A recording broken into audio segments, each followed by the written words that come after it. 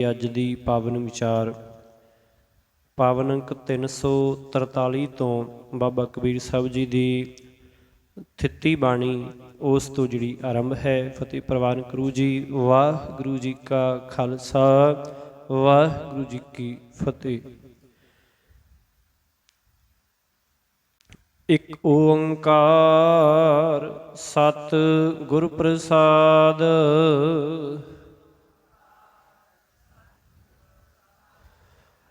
ਮਾਲਕ ਇੱਕ ਹੈ, ਸੱਚਾ ਹੈ, ਸਦੀਵੀ ਹੋਂਦ ਵਾਲਾ ਹੈ ਅਤੇ ਗੁਰੂ ਦੀ ਕਿਰਪਾ ਦੇ ਨਾਲ ਮਿਲਦਾ ਹੈ।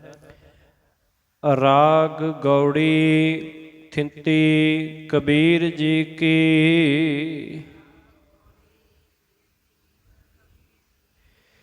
ਹੁਣ ਪਹਿਲਾਂ ਆਪਾਂ ਥੋੜ੍ਹਾ ਜਿਹਾ ਥਿੱਤੀ ਬਾਣੀ ਬਾਰੇ ਜਿਹੜਾ ਹੈ ਉਹ ਸਮਝਣਾ ਕਰੀਏ, ਕਿਉਂਕਿ ਜੇ ਸਾਨੂੰ ਇਹਦੇ ਬਾਰੇ ਪਤਾ ਹੋਵੇਗਾ ਸਾਨੂੰ ਸਮਝ ਜਿਹੜੀ ਉਹ ਸੌਖੀ ਆ ਜਾਂਦੀ ਹੈ। ਹੁਣ ਪਹਿਲਾਂ ਇੱਥੇ ਲਫ਼ਜ਼ ਥਿੱਤੀ ਅਤੇ ਨਾਲ ਕੱਕੇ ਨੂੰ ਜਿਹੜਾ ਹੈ ਉਹ ਟਿੱਪੀ ਵੀ ਪਾਈ ਹੋਈ ਹੈ। ਇਹਦੀ ਵਰਤੋਂ ਨੂੰ ਧਿਆਨ ਨਾਲ ਵੇਖੋ। ਸਤਿਗੁਰੂ ਪਾਤਸ਼ਾਹ ਜੀ ਨੇ ਸਿਹਾਰੀ ਦੇ ਨਾਲ ਜਿਹੜੀ ਹੈ ਉਹ ਟਿੱਪੀ ਵਰਤੀ ਜਾਂਦੀ ਸੀ, ਭਾਵ ਪਹਿਲਾਂ ਵੀ ਵਰਤੀ ਸੀ ਅਤੇ ਪਿੱਛੋਂ ਵੀ ਵਰਤੀ ਜਾਂਦੀ ਸੀ, ਪਹਿਲਾਂ ਅਤੇ ਪਿੱਛੋਂ ਦੋਵੇਂ ਤਰੀਕਿਆਂ ਦੇ ਨਾਲ।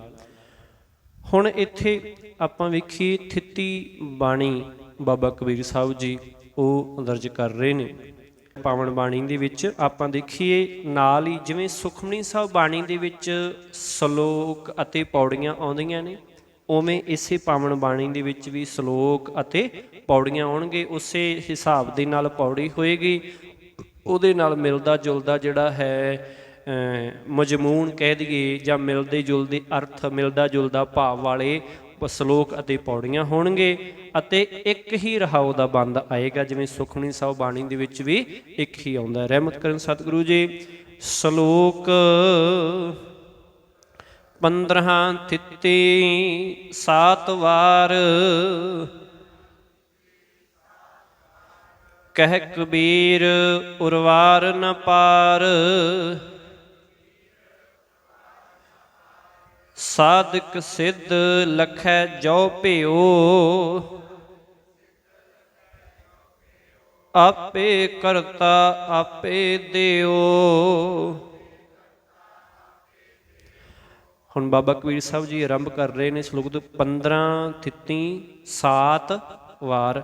ਕਿ ਭਰਮੀ ਲੋਕ ਹੈ ਨੇ ਜਿਹੜੇ ਭਰਮਾਂ ਦੇ ਵਿੱਚ ਪਏ ਹੋਏ, ਕਹਿੰਦੇ ਉਹ ਵਰਤ ਆਦਿਕ ਰੱਖ ਕੇ 15 ਥਿੱਤਾਂ ਅਤੇ 7 ਵਾਰ ਮਨਾਉਂਦੇ ਨੇ। ਹਫ਼ਤੇ ਦੇ 7 ਦਿਨ ਹੁੰਦੇ ਨਾ, ਉਹ ਫਿਰ ਹਰ ਦਿਨ ਨੂੰ ਵੱਖਰਾ ਵੱਖਰਾ ਮੰਨ ਕੇ ਕਿ ਆਹ ਦਿਨ ਫਲਾਣੇ ਦਾ ਹੈ, ਆਹ ਫਲਾਣੇ ਦੇਵਤੇ ਦਾ ਹੈ, ਫਲਾਣੀ ਮਾਤਾ ਦਾ ਹੈ, ਆਹ ਮਾੜਾ ਆਹ ਚੰਗਾ, ਇਸ ਤਰ੍ਹਾਂ ਇਹਨਾਂ ਦਿਨਾਂ ਨੂੰ ਮੰਨ ਕੇ ਮਨਾਉਂਦੇ ਹੈ। ਯਾਦ ਰੱਖਿਓ ਇਹ ਭਰਮੀ ਲੋਕ ਕਰਦੇ ਹੈ, ਬਾਕੀ ਜਿਨ੍ਹਾਂ ਦਾ ਧਰਮ ਉਹਨਾਂ ਨੂੰ ਮੁਬਾਰਕ ਉਹ ਕਰਦੇ ਹੋਣ।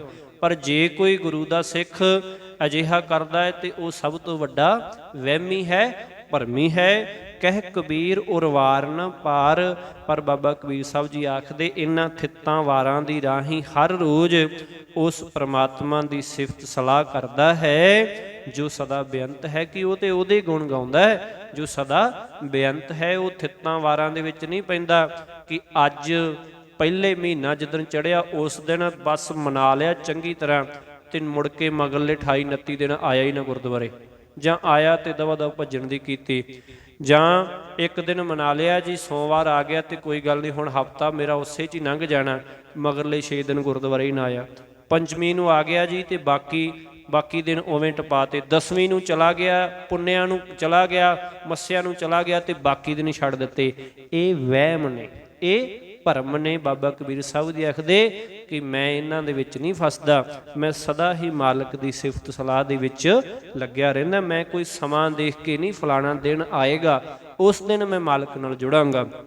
ਸਾਧਕ ਸਿੱਧ ਲਖੈ ਜੋ ਭਿਓ, ਕਹਿੰਦੇ ਸਿਫਤ ਸਲਾਹ ਦਾ ਸਾਧਨ ਕਰਨ ਵਾਲਾ ਜੋ ਵੀ ਮਨੁੱਖ ਉਸ ਮਾਲਕ ਦਾ ਭਿਓ ਭਾਵ ਭੇਤ ਪਾ ਲੈਂਦਾ ਹੈ, ਭਾਵ ਉਹਦੇ ਨਾਲ ਡੂੰਘੀ ਸਾਂਝ ਪਾ ਲੈਂਦਾ ਹੈ, ਆਖਣ ਲੱਗੇ ਆਪੇ ਕਰਤਾ ਆਪੇ ਦਿਓ। ਉਸ ਨੂੰ ਦੇਵਤਾ ਰੂਪ ਭਾਵ ਪ੍ਰਕਾਸ਼ ਸਰੂਪ ਮਾਲਕ ਆਪ ਹੀ ਆਪ ਹਰ ਥਾਂ ਫਿਰ ਦਿਸਦਾ ਹੈ, ਉਹ ਨਜ਼ਰ ਆਉਂਦਾ ਹੈ, ਜੋ ਸਾਰੀ ਸ੍ਰਿਸ਼ਟੀ ਦਾ ਕਰਨਹਾਰ ਹੈ ਕਰਤਾ ਹੈ। ਥਿਤੀ ਅਮਾਵਸ ਮਹਿ ਆਸ ਨਿਵਾਰਹੁ ਅੰਤਰਜਾਮੀ RAM ਸੰਹਾਰੋ ਜੀਵਤ ਪਾਵਹੁ ਮੋਖ ਦੁਆਰ ਅਨਪਉ ਸ਼ਬਦ ਤਤ ਨਿਜ ਸਾਰ। ਹੁਣ ਇੱਥੇ ਅਮਾਵਸ ਭਾਵ ਮੱਸਿਆ ਦਾ ਦਿਨ ਆਖਣ ਲੱਗੇ। ਹੁਣ ਥਿੱਤਾਂ ਆਰੰਭ ਹੋ ਰਹੀਆਂ ਇੱਥੋਂ ਕਿ ਮੱਸਿਆ ਵਾਲੇ ਦਿਨ ਵਰਤ ਇਸ਼ਨਾਨ ਆਦਿਕ ਤੇ ਹੋਰ ਆਸਾਂ ਜਿਹੜੀਆਂ ਨੇ ਉਹ ਨਿਵਾਰ ਦਿਓ। ਕਿ ਕਈ ਲੋਕ ਰੱਖਦੇ ਆ ਨਾ ਕਿ ਅੱਜ ਮੱਸਿਆ ਦਾ ਦਿਨ ਹੈ, ਜਾਂ ਤਾਂ ਕਿਸੇ ਥਾਂ ਤੇ ਜਾ ਕੇ ਇਸ਼ਨਾਨ ਕਰ ਆਈਏ, ਤੇ ਜਾਂ ਕੀ ਹੈ ਕਿ ਫਲਾਣੇ ਥਾਂ ਤੇ ਮੱਸਿਆ ਭਰਦੀ ਅੱਜ ਉੱਥੇ ਹੀ ਹੈ ਬਸ ਸਾਰਾ ਕੁਝ। ਜਾਂ ਕਹਿ ਦਈਏ ਕਿ ਮੱਸਿਆ ਵਾਲੇ ਦਿਨ ਵਰਤ ਰੱਖ ਲੈਣਾ ਅਮਾਵਸ ਨੂੰ। ਤੇ ਬਾਬਾ ਕਬੀਰ ਸਾਹਿਬ ਜੀ ਕਹਿੰਦੇ ਸਭ ਕੁਝ ਛੱਡ ਦਿਓ, ਇੱਕ ਦਿਨ ਕਰਨ ਨਾਲ ਸਭ ਕੁਝ ਨਹੀਂ ਹੁੰਦਾ। ਕਹਿਣ ਦਾ ਭਾਵ ਇਹ ਵਹਿਮ ਨਾ ਪਾਲੋ ਕਿ ਅੱਜ ਇਸ਼ਨਾਨ ਕਰਕੇ ਉਹ ਅਸੀਂ ਮੁਕਤ ਹੋ ਜਾਵਾਂ। ਕਹਿੰਦੇ ਇਵੇਂ ਵੀ ਨਹੀਂ ਹੋਣਾ। ਇੱਕ ਦਿਨ ਵਰਤ ਰੱਖ ਕੇ ਮੁਕਤ ਹੋ ਜਾਵਾਂਗੇ, ਬਚ ਜਾਵਾਂਗੇ, ਕਹਿੰਦੇ ਨਹੀਂ ਹੋਣਾ। ਇਹ ਸਦਾ ਹੀ ਮਾਲਕ ਦੇ ਭਾਣੇ ਵਿੱਚ ਰਹਿਣਾ ਪੈਣਾ। ਕਹਿੰਦੇ ਆਸਾਂ ਦੂਰ ਕਰ ਦਿਓ। ਅੰਤਰਜਾਮੀ RAM ਸੰਹਾਰੋ। ਕਹਿੰਦੇ ਘਰ ਘਾਟ ਦੀ ਜਾਣਨ ਵਾਲੇ ਸਰਬ ਵਿਆਪਕ ਪ੍ਰਮਾਤਮਾ ਨੂੰ ਹਿਰਦੇ 'ਚ ਸਦਾ ਲਈ ਵਸਾਓ, ਇੱਕ ਦਿਨ ਲਈ ਚੇਤੇ ਨਾ ਕਰੋ। ਅਤੇ ਜੀਵਤ ਪਾਵਹੁ ਮੁਖ ਦੁਆਰ। ਕਹਿੰਦੇ ਤੁਸੀਂ ਇਹਨਾਂ ਥਿੱਤਾਂ ਨਾਲ ਜੋੜੇ ਹੋਏ ਕਰਮ ਧਰਮ ਕਰਕੇ ਮਰਨ ਪਿੱਛੋਂ ਕਿਸੇ ਮੁਕਤੀ ਦੀ ਆਸ ਰੱਖਦੇ ਹੋ ਕਿ ਮੈਂ ਇਹਨਾਂ ਦਿਨਾਂ ਦੀ ਗਿਣਤੀ ਦੇ ਹਿਸਾਬ ਦੇ ਨਾਲ ਜਾਂ ਇਹਨਾਂ ਥਿੱਤਾਂ ਦੇ ਨਾਲ ਜੁੜੇ ਹੋਏ ਕਰਮ ਕਰਨ ਦੇ ਨਾਲ ਸ਼ਾਇਦ ਮੈਂ ਜਿਹੜਾ ਹੈ ਮੈਨੂੰ ਮਰਨ ਤੋਂ ਬਾਅਦ ਮੁਕਤੀ ਮਿਲ ਜਾਏਗੀ। ਕਹਿਣ ਲੱਗੇ ਇਹਦੀ ਆਸ ਰੱਖਦੇ ਹੋ, ਪਰ ਜੇ ਪ੍ਰਮਾਤਮਾ ਦਾ ਸਿਮਰਨ ਕਰੋਗੇ ਤਾਂ ਇਸੇ ਜਨਮ ਵਿੱਚ ਭਾਵ ਜਿਉਂਦੇ ਜਿਹੇ ਵਿਕਾਰਾਂ ਦੁੱਖਾਂ ਅਤੇ ਭਰਮਾਂ ਵਹਿਮਾਂ ਤੋਂ ਤੁਸੀਂ ਮੁਕਤੀ ਪ੍ਰਾਪਤ ਖਲਾਸੀ ਪ੍ਰਾਪਤ ਕਰ ਲਵੋਗੇ, ਭਾਵ ਮੁਕਤ ਹੋ ਜਾਵੋਗੇ। ਅਨਪਉ ਸ਼ਬਦ ਤਤ ਨਿਜ ਸਾਰ। ਆਖਣ ਲੱਗੇ ਇਸ ਮਾਲਕ ਦੇ ਨਾਮ ਦੀ ਬਖਸ਼ਿਸ਼ ਦੇ ਨਾਲ, ਉਹਦੀ ਯਾਦ ਸਿਮਰਨ ਦੀ ਬਰਕਤ ਦੇ ਨਾਲ ਤੁਹਾਡਾ ਨਿਰੋਲ ਆਪਣਾ ਸ੍ਰੇਸ਼ਟ ਅਸਲਾ ਤਤ ਹੈ ਜਿਹੜਾ ਉਹ ਮਗ ਪਏਗਾ ਅਤੇ ਸਤਿਗੁਰੂ ਦਾ ਸ਼ਬਦ ਅਨੁਭਵੀ ਰੂਪ ਵਿੱਚ ਫਿਰ ਅੰਦਰ ਪ੍ਰਗਟ ਹੋ ਪਏਗਾ। ਭਾਵ ਕਿ ਮਾਲਕ ਦਾ ਭਾਣਾ ਅੰਦਰ ਕੀ ਹੈ ਰਚ ਜਾਏਗਾ। ਜੀਵਨ ਜਿਹੜਾ ਹੈ ਉਹ ਮਾਲਕ ਦਾ ਸ਼ਬਦ ਹੀ ਬਣ ਜਾਵੇਗਾ। ਚਰਨ ਕਮਲ ਗੋਬਿੰਦ ਰੰਗ ਲਾਗਾ ਸੰਤ ਪ੍ਰਸਾਦ ਭਏ ਮਨ ਨਿਰਮਲ ਹਰ ਕੀਰਤਨ ਮਹਿ ਅਨ ਦਿਨ ਜਾਗਾ ਰਹਾਉ।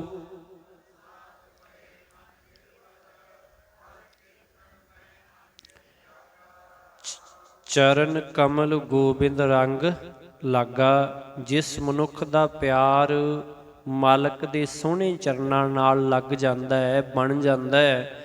ਸੰਤ ਪ੍ਰਸਾਦ ਭਏ ਮਨ ਨਿਰਮਲ। ਸੰਤ ਭਾਵ ਗੁਰੂ। ਆਖਣ ਲੱਗੇ ਗੁਰੂ ਦੀ ਕਿਰਪਾ ਦੇ ਨਾਲ ਉਹਦਾ ਮਨ ਕੀ ਹੈ ਨਿਰਮਲ ਹੋ ਜਾਂਦਾ ਹੈ, ਪਵਿੱਤਰ ਹੋ ਜਾਂਦਾ ਹੈ। ਹਰ ਕੀਰਤਨ ਮੈਂ ਅਨਦਿਨ ਜਾਗਾ। ਕਹਿਣ ਲੱਗੇ ਪ੍ਰਮਾਤਮਾ ਦੀ ਸਿਫਤ ਸਲਾਹ ਵਿੱਚ ਜੁੜ ਕੇ ਉਹ ਮਨੁੱਖ ਵਿਕਾਰਾਂ ਵੱਲੋਂ ਫਿਰ ਕੀ ਹੈ ਜਾਗਦਾ ਰਹਿੰਦਾ ਹੈ, ਸੁਚੇਤ ਹੋ ਜਾਂਦਾ ਹੈ। ਰਹਾਉ ਪਰਿਵਾ ਪ੍ਰੀਤਮ ਕਰੋ ਵਿਚਾਰ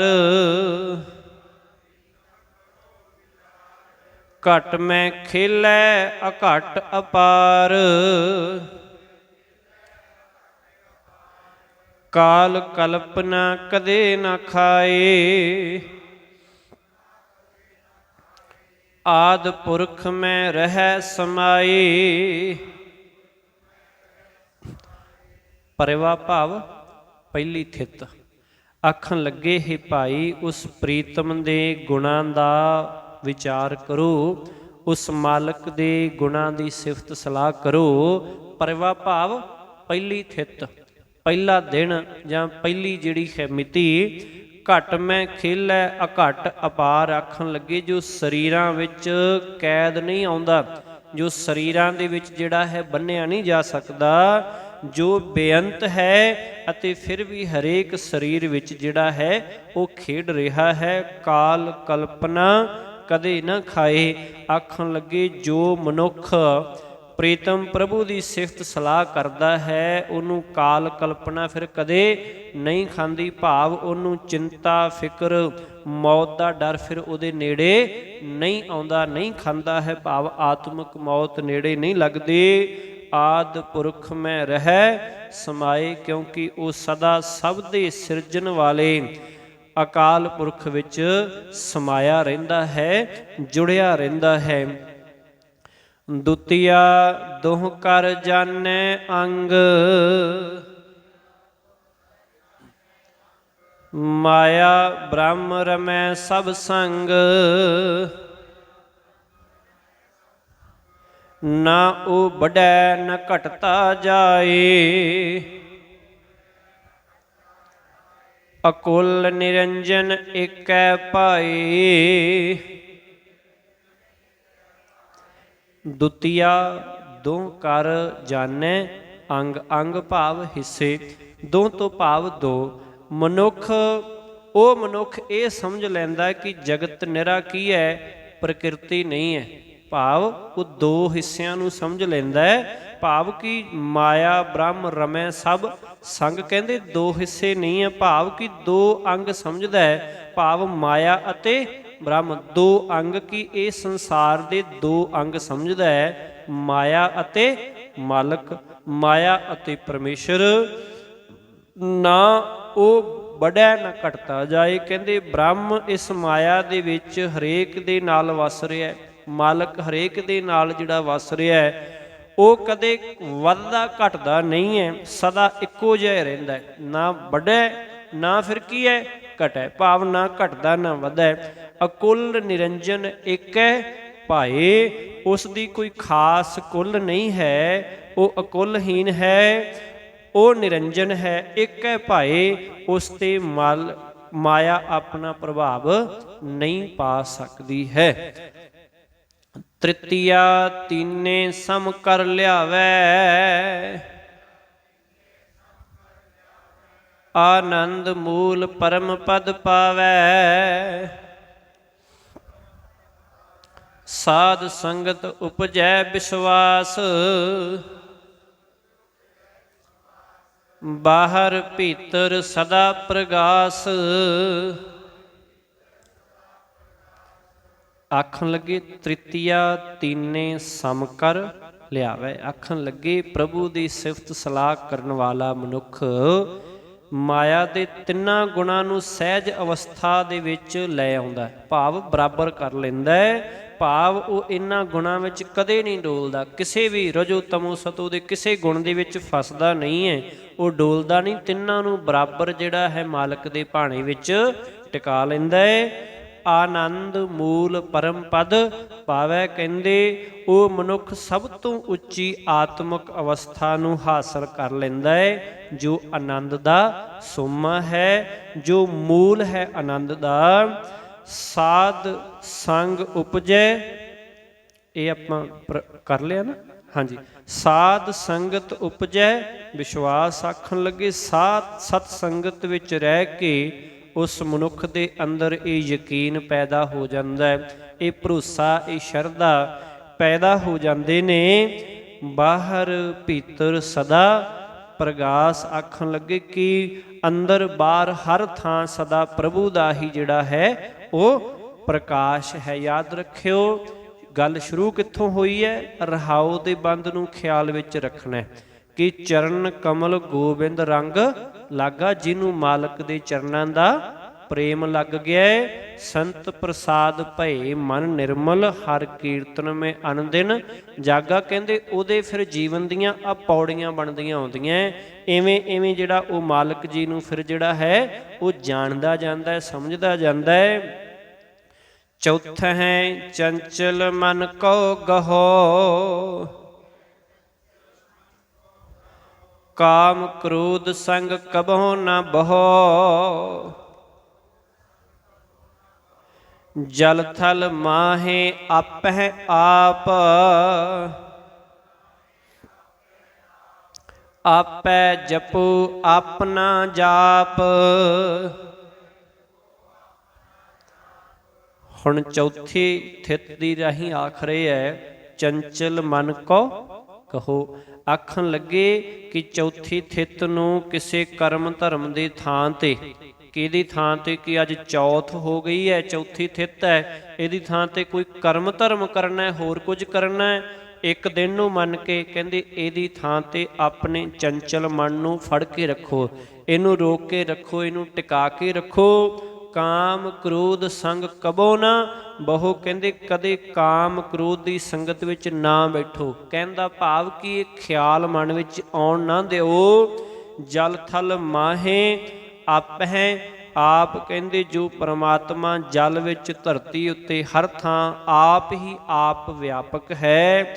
ਆਪੈ ਜਪੋ ਆਪਣਾ ਜਾਪ, ਉਸ ਦੀ ਜੋਤ ਵਿੱਚ ਜੁੜ ਕੇ ਉਹ ਜਾਪ ਜਪੋ ਜੋ ਤੁਹਾਡੇ ਕੰਮ ਆਉਣ ਵਾਲਾ ਹੈ। ਭਾਵ ਉਸ ਮਾਲਕ ਦੇ ਭਾਣੇ ਦਾ ਜਾਪ ਜਪੋ, ਉਹਦੀ ਰਜ਼ਾ ਦਾ ਜਾਪ ਜਪੋ। ਕਹਿਣ ਦਾ ਭਾਵ ਉਹਦੇ ਭਾਣੇ ਨੂੰ, ਰਜ਼ਾ ਨੂੰ ਚੇਤੇ ਰੱਖੋ। ਇਹ ਤੁਹਾਡਾ ਜਾਪ ਹੋਣਾ ਚਾਹੀਦਾ ਹੈ। ਪਾਂਚੈ ਪੰਚ ਤਤ ਬਿਸਥਾਰਾ, ਕਨਿਕ ਕਾਮਨੀ ਜੁਗ ਬਿਵਹਾਰਾ। ਪ੍ਰੇਮ ਸੁਧਾ ਰਸ ਪੀਵੈ ਕੋਏ, ਜਰਾ ਮਰਨ ਦੁਖ ਫੇਰ ਨ ਹੋਏ। ਆਖਣ ਲੱਗੇ ਪਾਂਚੈ ਪੰਚ ਤਤ ਵਿਸਥਾਰ। ਹੁਣ ਪੰਚੈ ਭਾਵ ਪੰਜਵੀਂ ਥਿਤ, ਆਖਣ ਲੱਗੇ ਭਾਵ ਪੰਚਵੀਂ, ਇਹ ਪੰਚਮੀ ਆ ਗਈ ਨੂੰ ਪੰਚਮੀ ਕਹਿੰਦੇ, ਪੰਜਵੇਂ ਦਿਨ ਨੂੰ ਪੰਚਮੀ ਆਖਿਆ ਜਾਂਦਾ ਹੈ। ਹੁਣ ਕਹਿਣ ਲੱਗੇ ਇਹ ਜਗਤ ਪੰਜਾਂ ਤੱਤਾਂ ਤੋਂ ਇੱਕ ਖੇਲ ਜਿਹਾ ਬਣਿਆ ਹੋਇਆ ਹੈ, ਕਿ ਪੰਜਾਂ ਤੱਤਾਂ ਦਾ ਕੀ ਹੈ, ਇੱਕ ਖੇਡ ਹੈ, ਇੱਕ ਵਿਸਥਾਰ ਹੋਇਆ ਹੈ। ਕਨਿਕ ਕਾਮਨੀ ਜੁਗ ਵਿਵਹਾਰ, ਕਾਮਨੀ ਤੋਂ ਭਾਵ ਤੇ ਕਨਿਕ ਤੋਂ ਸੋਨਾ। ਹੁਣ ਇੱਥੇ ਵੇਖੋ ਅੱਖਰ ਲਗਭਗ ਨੇੜੇ ਨੇੜੇ ਹੈ, ਨੇੜੇ ਨੇੜੇ ਹੈ, ਪਰ ਅਰਥ ਕੀ ਹੈ, ਕਨਿਕ ਅਤੇ ਕਾਮਨੀ ਭਾਵ ਸੋਨਾ ਅਤੇ ਇਸਤਰੀ। ਜੁਗ ਵਿਵਹਾਰ ਕਹਿੰਦੇ ਜੋ 4 ਦਿਨ ਵਿੱਚ ਖਤਮ ਹੋ ਜਾਂਦਾ ਹੈ, ਪਰ ਇਹ ਜਿਹੜਾ ਉੱਤੇ ਪੰਜਾਂ ਤੱਤਾਂ ਦਾ ਵਿਸਥਾਰ ਹੈ, ਕਹਿੰਦੇ 4 ਦਿਨਾਂ ਦੀ ਖੇਡ ਹੈ। ਇਹ 5 ਤੱਤ ਇਕੱਠੇ ਹੋਏ ਇੱਕ ਛੋਟੇ ਦੇ ਰੂਪ ਦੇ ਵਿੱਚ, 4 ਦਿਨਾਂ ਲਈ ਇਕੱਠੇ ਹੋਏ ਹੈ। ਇਹਨਾਂ ਨੇ 4 ਦਿਨਾਂ ਬਾਅਦ ਫਿਰ ਕੀ ਹੈ, ਵੱਖਰੇ ਵੱਖਰੇ ਹੋ ਜਾਣਾ ਹੈ। ਅੰਗ ਦੀ ਇਹ ਜੋ 4 ਦਿਨਾਂ 'ਚ ਖਤਮ ਹੋ ਜਾਂਦਾ ਹੈ, ਪਰ ਇਹ ਗੱਲ ਵਿਸਾਰ ਕੇ ਭੁਲਾ ਕੇ ਜਿਹੜਾ ਜੀਵ ਹੈ ਧਨ ਅਤੇ ਇਸਤਰੀ ਇਹਨਾਂ ਦੋਹਾਂ ਦੇ ਰੁਝੇਵੇਂ ਵਿੱਚ ਮਸਤ ਹੋ ਰਿਹਾ ਹੈ, ਕਿ ਬਸ ਉਹ ਧਨ ਜੋੜ ਲਏ ਅਤੇ ਕਾਮ ਦੇ ਵਿੱਚ ਫਸਿਆ ਰਹਿ ਕੇ ਹੀ ਇਹ ਸਾਰਾ ਕੁਝ ਕੀ ਹੈ ਭੁਲਾਈ ਰੱਖਦਾ, ਕਿ ਮੇਰੇ ਕੋਲ 4 ਦਿਨ ਦਾ ਸਮਾਂ ਹੈ, ਕਿ 5 ਤੱਤ ਇਕੱਠੇ ਹੋਏ ਹੈ, ਇਹ 4 ਦਿਨਾਂ ਨੂੰ ਕੀ ਹੈ ਫਿਰ ਵੱਖਰੇ ਹੋ ਜਾਣੇ ਹੈ। ਪ੍ਰੇਮ ਸੁਧਾ ਰਸ ਅੰਮ੍ਰਿਤ, ਪ੍ਰੇਮ ਸੁਧਾ ਰਸ ਪੀਵੈ ਕੋਏ। ਆਖਣ ਲੱਗੇ ਇੱਥੇ ਕੋਈ ਵਿਰਲਾ ਮਨੁੱਖ ਹੈ, ਕੋਈ ਭਾਵ ਕੋਈ ਵਿਰਲਾ ਹੀ ਹੈ ਜੋ ਪਰਮਾਤਮਾ ਦੇ ਪ੍ਰੇਮ ਅੰਮ੍ਰਿਤ ਦਾ ਘੁੱਟ ਪੀਂਦਾ ਹੈ, ਜੋ ਮਾਲਕ ਦੇ ਅੰਮ੍ਰਿਤ ਦਾ ਰਸ ਜਿਹੜਾ ਹੈ ਉਹ ਪੀਂਦਾ ਹੈ। ਜ਼ਰਾ ਮਰਨ ਫਿਰ ਦੁੱਖ ਫੇਰ ਨਾ ਹੋਏ। ਆਖਣ ਲੱਗੇ ਜੋ ਪੀਂਦਾ ਹੈ ਨਾ, ਉਸ ਨੂੰ ਬੁਢੇਪੇ ਅਤੇ ਮੌਤ ਦਾ ਸਹਿਮ ਫਿਰ ਮੁੜ ਕਦੇ ਵਿਆਪਦਾ ਨਹੀਂ, ਭਾਵ ਉਹਨੂੰ ਕੀ ਹੈ ਉਹਦੇ ਨੇੜੇ ਨਹੀਂ ਆਉਂਦਾ ਅਜਿਹਾ ਸਹਿਮ ਅਤੇ ਮੌਤ ਦਾ ਡਰ। ਕਿਉਂਕਿ ਸਭ ਨੂੰ ਪਤਾ ਹੈ ਕਿ ਇੱਕ ਆਸ ਹੁੰਦੀ ਹੈ ਕਿ ਅਸੀਂ ਬੁੱਢੇ ਹੋ ਜਾਣਾ, ਪਰ ਬੁੱਢੇ ਹੋਣ ਤੋਂ ਬਾਅਦ ਕੀ ਹੋਣਾ ਹੈ ਉਹ ਸਭ ਨੂੰ ਪਤਾ ਹੈ ਕਿ ਇੱਕ ਨਾ ਇੱਕ ਦਿਨ ਡੈਥ ਹੋਣ ਤਾਂ ਬੁੱਢੇ ਹੋ ਹੀ ਗਏ, ਚਲੇ ਜਾਣਾ। ਸਾਰੇ ਹੁਣ ਉੱਧਰ ਨੂੰ ਸੋਚਣ ਲੱਗ ਪੈਂਦੇ ਹੈ, ਇੱਕ ਸਹਿਮ ਜਿਹਾ ਬਣਿਆ ਰਹਿੰਦਾ ਹੈ। ਕਹਿਣ ਲੱਗੇ ਜਿਹੜਾ ਮਾਲਕ ਦੇ ਨਾਮ ਵਿੱਚ ਜੁੜ ਜਾਂਦਾ ਹੈ, ਨਾ ਤਾਂ ਉਹਨੂੰ ਬੁਢੇਪੇ ਦਾ ਕੋਈ ਜਿਹੜਾ ਸੋਗ ਸੰਸਾ ਰਹਿੰਦਾ ਹੈ, ਤੇ ਨਾ ਉਹਨੂੰ ਮੌਤ ਦਾ ਕੋਈ ਡਰ ਰਹਿੰਦਾ, ਕਿਉਂਕਿ 4 ਦਿਨ ਦੀ ਖੇਡ ਮਾਲਕ ਨੇ ਬਣਾਈ ਹੈ, ਜਿਵੇਂ ਉਹਦਾ ਭਾਣਾ ਉਵੇਂ ਵਾਪਰਦੀ ਹੈ। ਫਿਰ ਸਦਾ ਹੀ ਇਸ ਸੱਚ ਨੂੰ ਜਾਣ ਕੇ ਮਾਲਕ ਦੇ ਭਾਣੇ ਵਿੱਚ ਰਹਿ ਕੇ ਉਹ ਖੁਸ਼ ਅਤੇ ਚੜ੍ਹਦੀ ਕਲਾ ਦਾ ਜੀਵਨ ਬਤੀਤ ਕਰਦਾ ਹੈ। ਛਠ ਖਟ ਚੱਕਰ ਛਹੂ ਦਿਸ਼ ਧਾਏ। ਬਿਨ ਪਰਚੈ ਨਹੀਂ ਥਿਰਾ ਰਹਾਏ। ਦੁਬਿਧਾ ਮੇਟ ਖਿਮਾ ਗਹਿ ਰਹੋ। ਕਰਮ ਧਰਮ ਕੇ ਸੂਲ ਨ ਸਹੋ। ਆਖਣ ਲੱਗੇ ਛਟ ਖਟ ਚੱਕਰ ਛਹੂ ਦਿਸ਼ ਧਾਏ। ਆਖਣ ਲੱਗੇ ਛਟ ਤੋਂ ਭਾਵ ਛੇਵੀਂ ਥਿੱਤ। ਆਖਣ ਲੱਗੇ ਖਟ ਚੱਕਰ, ਆਖਣ ਲੱਗੇ ਕਿ ਪੰਜ ਗਿਆਨ ਇੰਦਰੀ ਤੇ ਛੇਵਾਂ ਮਨ। ਕਹਿੰਦੇ ਇਹ ਜਿਹੜੇ ਹੈ ਇਹ ਛਹੂ ਦਿਸ਼ ਭਾਵ ਛੇਹੀਂ ਪਾਸੀਂ ਚਾਰ ਤਰਫਾਂ ਤੇ ਹੇਠਾਂ ਤਾਂ ਛਹੂ ਦਿਸ਼ ਭਾਵ ਛੇ ਪਾਸੇ ਚਾਰ ਤੇ ਹੋ ਗਏ। ਜਿਵੇਂ ਚਾਰੇ ਪਾਸੇ ਹੋ ਗਏ, ਇੱਕ ਤਾਂ ਤੇ ਇੱਕ ਅਠਾਂ। ਦਸੀਂ ਪਾਸੇ ਵੀ ਆਉਂਦਾ, 10 ਪਾਸਿਆਂ ਦੀ ਗੱਲ ਵੀ ਹੈ। ਇੱਥੇ ਛਹੂ ਆ, ਕਹਿੰਦੇ ਛੇਵੀਂ ਥਿੱਤ ਰਾਹੀਂ ਫਿਰ 6 ਪਾਸਿਆਂ ਦੀ ਗੱਲ ਹੀ ਕਰ ਰਹੇ। ਕਹਿੰਦੇ ਇਹ 6 ਹੀ ਪੰਜ ਜਿਹੜੇ ਹੈ ਉਹ ਗਿਆਨ ਇੰਦਰੀ ਤੇ ਛੇਵਾਂ ਮਨ। ਕਹਿੰਦੇ ਇਹ ਛੇਆਂ ਪਾਸੇ ਹੀ ਚੱਲਦੇ, ਛੇਵੇਂ ਪਾਸੇ ਦੌੜਦੇ ਹੈ, ਭਾਵ ਸਾਰੇ ਪਾਸੇ ਇਹ ਚੱਲਦੇ ਹੈ। ਮਨੁੱਖ ਦੇ ਪੰਜੇ ਗਿਆਨ ਇੰਦਰੀ, ਛੇਵਾਂ ਮਨ, ਇਹ ਸਾਰਾ ਸਾਥ ਸੰਸਾਰ ਦੇ ਪਦਾਰਥਾਂ ਦੀ ਲਾਲਸਾ ਦੇ ਵਿੱਚ ਉਹ ਸਾਰੇ ਪਾਸੇ ਚਾਰ ਚੁਫੇਰੇ ਹੇਠਾਂ ਅਤੇ ਉਤਾਂ ਕੀ ਹੈ ਉਹ ਭਟਕਦੇ ਹੈ। ਭਾਵ ਮਨੁੱਖ ਇਹਨਾਂ ਦੇ ਰਾਹੀਂ ਭਟਕਦਾ ਫਿਰਦਾ ਹੈ, ਧਾਏ ਤੋਂ ਭਾਵ ਦੌੜਦਾ ਫਿਰਦਾ ਹੈ। ਬਿਨ ਪਰਚੈ ਨਹੀਂ ਥਿਰਾ ਰਹਾਏ। ਕਹਿਣ ਲੱਗੇ ਜਦੋਂ ਤੱਕ ਪ੍ਰਭੂ ਦੀ ਯਾਦ ਵਿੱਚ ਇਹ ਮਨੁੱਖ ਨਹੀਂ ਜੁੜਦਾ ਉਦੋਂ ਤੱਕ ਫਿਰ ਕੀ ਹੈ ਇਹ ਥਿਰ ਨਹੀਂ ਰਹਿ ਸਕਦਾ, ਭਾਵ ਇਹਦੀ ਭਟਕਣਾ ਨਹੀਂ ਮੁੱਕ ਸਕਦੀ। ਦੁਬਿਧਾ ਮੇਟ ਖਿਮਾ ਗਹਿ ਰਹੋ। ਹੇ ਭਾਈ ਭਟਕਣਾ ਦੁਬਿਧਾ ਮਿਟਾ ਕੇ ਜਿਰਾਂਦ ਧਾਰਨ ਕਰੋ, ਭਾਵ ਜਿਰਾਂਦ ਧਾਰਨ ਕਰੋ। ਤੇ ਇਹ ਸਾਰਾ ਲਾਲਸਾਪਨ ਹੈ, ਜਿਹੜਾ ਲਾਲਚ ਹੈ, ਵਿਕਾਰ ਨੇ, ਮਾਇਆ ਹੈ, ਇਹਨੂੰ ਛੱਡ ਦਿਓ, ਭਾਵ ਇਹਦੇ ਪਿੱਛੇ ਦੌੜਨਾ ਤਿਆਗ ਦਵੋ। ਅਤੇ ਕਰਮ ਧਰਮ ਕੀ ਸੂਲ ਨ ਸਹੋ। ਆਖਣ ਲੱਗੇ ਇਹਨਾਂ ਕਰਮਾਂ ਧਰਮਾਂ ਦਾ ਲੰਮਾ ਟੰਟਾ ਜਿਸ ਵਿੱਚੋਂ ਕੁਝ ਵੀ ਹੱਥ ਨਹੀਂ ਆਉਣਾ, ਕਹਿੰਦੇ ਇਹਨੂੰ ਕੀ ਹੈ ਛੱਡ ਦਿਓ, ਇਹਨੂੰ ਜਿਹੜਾ ਹੈ ਮੁਕਾ ਦਿਓ। ਇਹ ਕਜ਼ੀਆ ਹੈ ਨਾ ਜਿਹੜਾ, ਇਸ ਜਾਲ ਦੇ ਵਿੱਚ ਫਸੋ ਹੀ ਨਾ ਕਿ ਫਲਾਣਾ ਕਰਮ ਕਰਾਂਗੇ ਤੇ ਆ ਮਿਲ ਜਾਏਗਾ। ਸੌਦੇਬਾਜ਼ੀ ਨਾ ਕਰੋ ਕਹਿੰਦੇ ਮਾਲਕ ਨਾਲ ਕਿ ਮੈਂ ਆਹ ਕਰ ਲੈਣਾ ਜੀ, ਐਂ ਕਰਾ ਦਿਆਂਗਾ ਕਿ ਤੁਸੀਂ ਐਂ ਕਰ ਦਿਓ, ਤੁਸੀਂ ਮੈਨੂੰ ਵਿਦੇਸ਼ ਭੇਜ ਦਿਓ ਮੈਂ ਅਖੰਡ ਪਾਠ ਕਰਾ ਦਿਆਂਗਾ, ਮੈਨੂੰ ਜੀ ਤੁਸੀਂ ਆਹ ਘਰ ਲੈ ਦਿਓ ਮੈਂ ਸੁਖਮਨੀ ਸਾਹਿਬ ਦਾ ਪਾਠ ਕਰਾ ਦਿਆਂਗਾ। ਸੌਦੇਬਾਜ਼ੀ ਨਾ ਕਰੋ ਮਾਲਕ ਨਾਲ। ਕਹਿੰਦੇ ਇਹਨਾਂ ਕਰਮਾਂ ਧਰਮਾਂ ਦੇ ਵਿੱਚ ਨਾ ਫਸੋ। ਇੱਕ ਚਿੱਤ ਹੋ ਕੇ, ਇੱਕ ਮਨ ਹੋ ਕੇ ਮਾਲਕ ਦੇ ਭਾਣੇ ਵਿੱਚ ਰਹਿ ਕੇ ਆਪਣੀ ਸੱਚੀ ਸੁੱਚੀ ਕਿਰਤ ਕਰੋ। ਉਹਦੇ ਵਿੱਚ ਜੋ ਆਨੰਦ ਹੈ ਉਹਦੇ ਵਿੱਚ ਇੱਕ ਦਿਨ ਦਾ ਨਹੀਂ, ਪੀੜ੍ਹੀਆਂ ਤੇ ਕੁਲਾਂ ਦਾ ਆਨੰਦ ਹੁੰਦਾ ਹੈ, ਭਾਵ ਜੋ ਸੱਚੀ ਸੁੱਚੀ ਕਿਰਤ ਹੁੰਦੀ ਹੈ। ਰਹਿਮਤ ਕਰਨ ਸਤਿਗੁਰੂ ਪਾਤਸ਼ਾਹ ਜੀ। ਦੁਬਿਧਾ ਮੇਟ ਖਿਮਾ ਗਹਿ ਰਹੋ ਵਾਲਾ ਜਿਹੜਾ ਸਾਡਾ ਜੀਵਨ ਉਹ ਬਣ ਜਾਏ। 6 ਥਿੱਤਾਂ ਦੀ ਜਿਹੜੀ ਹੈ ਵਿਚਾਰ ਆਪਾਂ ਕੀਤੀ ਹੈ। ਅਗਲੀਆਂ ਵਿਚਾਰਾਂ ਅਗਲੇ ਦੀਵਾਨਾਂ ਦੇ ਵਿੱਚ ਕਰਾਂਗੇ ਜੀ। ਫਤਿਹ ਪ੍ਰਵਾਨ ਕਰੂ। ਵਾਹਿਗੁਰੂ ਜੀ ਕਾ ਖਾਲਸਾ, ਵਾਹਿਗੁਰੂ ਜੀ ਕੀ ਫਤਿਹ।